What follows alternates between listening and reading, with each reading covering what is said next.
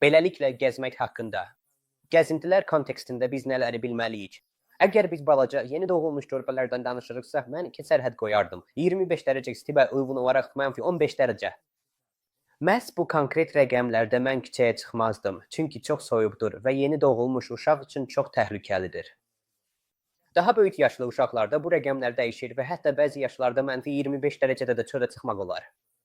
Amma söhbət yeni doğulmuş uşaqdan gedirsə, xahiş edirəm, bu rəqəmləri yadda saxlayın.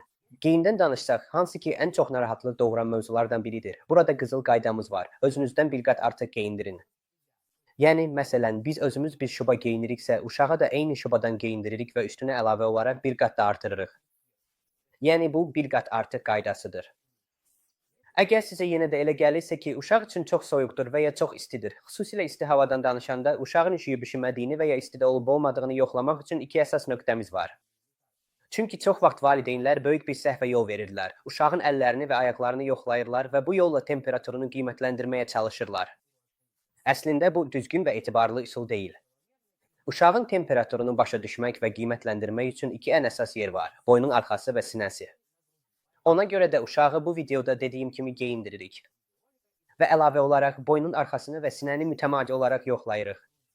Əgər hiss etdiniz ki, çox istidir, nəyisə çıxardın. Əgər biraz sərinlik hiss etdinizsə, nəyisə əlavə geyindirin və bu qədər. Və sizi əmin edirəm ki, bu cür yanaşmadan istifadə etsəniz, 100% rahat valideyn olacaqsınız.